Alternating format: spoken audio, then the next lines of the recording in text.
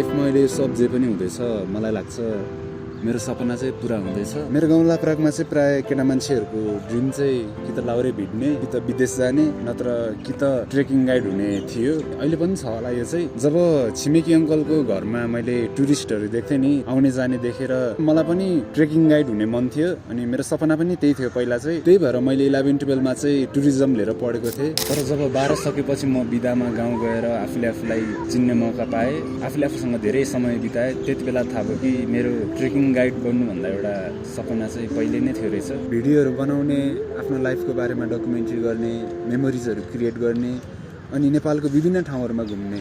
त्यही भएर मैले फिल्म मेकिङ पढेँ। अनि मेरो ड्रिम चाहिँ के थियो भन्दा अब आफू त गाइड नभएला तर कुनै ट्रेकिङ अफिससँग कुरा गरेर हुन्छ नि उनीहरूको लागि प्रमोसनल भिडियो होस् अथवा एडिट मात्रै गर्ने भए पनि तर आफू पनि घुम्न जान पाओस् कि उनीहरूसँगै, जसले गर्दा चाहिँ उनीहरूलाई पनि फाइदा होस् है, उनीहरूको प्रमोसनल भिडियो बनोस् अनि आफूलाई पनि अलिअलि इन्कम होस् भन्ने चाहन्थेँ। पहिला चाहिँ अब खासै अननोन नम्बरबाट चाहिँ फोन उठाउँदैन थिएँ, तर अहिले चाहिँ रिसेन्टली चाहिँ एकदमै उठाइरहेको छु किनकि कामको कुरा नि हुन सक्दो रहेछ है कहिलेकाहीँ। भनौँ न धेरैचोटि भएको क्या अननोन नम्बरबाट फोनहरू आइरह अहिले चाहिँ अनि कामको लागि आउन सक्दो रहेछ, त्यही भएर उठाउँछु। अहिले चाहिँ मैले जे सोचेको थिएँ त्यो हुँदैछ, मतलब हुनेवाला छ। छिट्टै ट्रेकिङ जाँदैछु अनि ट्रेकिङ चाहिँ कतासम्म हो भन्दा चाहिँ मुक्तिनाथसम्म 9 दिनको लागि होला है। अनि आज चाहिँ अप्रिल 3 हो, अप्रिल 5देखि सुरु हुन्छ भनेको छ। मेरो चाहिँ फर्स्ट टाइम हो, म अहिलेसम्म त्यति माथि चाहिँ गएन भनेर भन्दिनँ किनकि म गएको छु गाउँतिर। जब क्लास 10 सकेपछि सायद म यार्सगुमा टिप्न गएको थिएँ गाउँको लेकमा, अनि त्यसपछि चाहिँ खासै बाहिर निस्केको छैन। मतलब घुम्न त गएको छु तर 11-12तिर होला सायद त्यो टुर गएको मात्रै, त्यसलाई पनि के घुम्ने भन्ने होइन। जे होस् पोखरा र चितवन चाहिँ गएको छु अनि त्यो बाहेक बाहिर चाहिँ त्यति घुमेको छैन। यो पोइन्टमा आएर मलाई कस्तो फिल हुँदैछ भन्दा आफ्नो वर्क लाइफ र पर्सनल लाइफलाई ब्यालेन्स गर्न चाहिँ एकदमै मुस्किल रहेछ है, एकदम गाह्रो छ।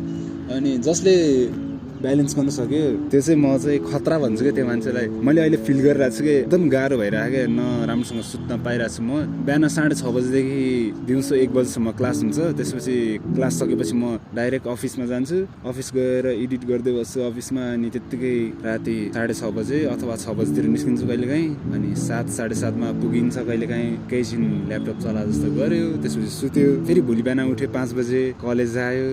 यसरी नै बितिरहेको जस्तो भइरहेको क्या। अस्ति 1 हप्ता यस्तै भइरहेको, त्यही भएर राम्रोसँग सुत्न पाएन जस्तो नि लाग्छ कहिलेकाहीँ। अनि त्यही भएर ब्यालेन्स चाहिँ गर्नुपर्ने रहेछ।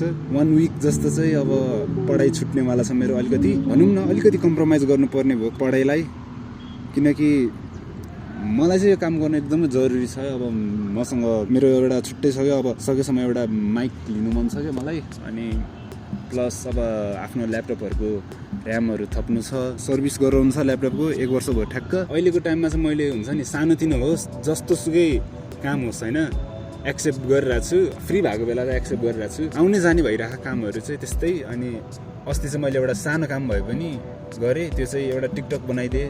हाम्रो गाउँको मान्छेहरूको कम्पिटिसनको लागि भिडियो बनाउनु पर्ने रहेछ नि, त्यही भएर बनाएर आइदिएँ। यो फिल्म मेकिङ पढ्नुको रिजन पनि मेरो एकचोटि यस्तो भएको थियो कि एउटा कलेज गएको थिएँ हामी भिजिटको लागि, अनि त्यति बेला टिकटक कम्पिटिसन चलिरहेको थियो। त्यति बेला भिडियो बनाएर मैले हालेको अनि जितेँ क्या। अनि मैले बनाएको भिडियोले चाहिँ जे होस् जित्यो। त्यसपछि 10,000 पाएको थियो अनि 10 जनालाई बाँड्यो त्यो 10,000। त्यो देखेर नि मलाई हुन्छ नि के हो फिल्म मेकिङ पढ्नुपर्छ क्या जस्तो नि फिल भइरहेको थियो, किनकि अब एडिट गरेँ नि त त्यति बेला मैले त्यो भिडियो खिचेको नि थिएँ, एडिट पनि मैले गरेको थिएँ। त्यसले गर्दा नि अलिकति मोटिभेट भयो भनौँ न फिल्म मेकिङ पढ्नलाई।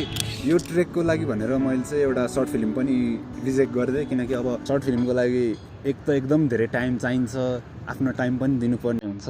भनौँ न अब मैले बाहिरको यो फ्रिलान्स सानो काम गर्नु र सर्ट फिल्म गर्नुमा नढाँटी भन्नुपर्ने भने चाहिँ इन्कम त अब बाहिरको काममै धेरै हुन्छ। आम नट सेइङ कि मलाई अब सर्ट फिल्ममा इन्ट्रेस्ट छैन अथवा यस्तो केही होइन, गर्छु। तर अहिलेको टाइममा चाहिँ म आफ्नो स्किलहरू अझै ग्रो गर्न चाहन्छु है। अनि यो सानोतिनो काम भए पनि बाहिरतिरकै फ्रिलान्स गरेर अलिकति इन्कम त हुन्छ नि त नि। अनि धेरै कुराहरू लिनु छ मैले भनिहालेँ अघि नै। अनि कति सपनाहरू चाहिँ पुरा हुने रहेछ, हुँदो रहेछ। त्यही भएर तपाईँहरू पनि सपना देख्नुहोस् अनि कन्सिस्टेन्सी राख्नुहोस् आफ्नो काममा, पेसेन्स राख्नुहोस्, बाँकी त सबै। अनि अर्को भिडियोमा भेट्नेछौँ हामी अब छिट्टै। Till then keep smile and share smile. धेरै राम्रो भिडियोहरू आउँदैछ।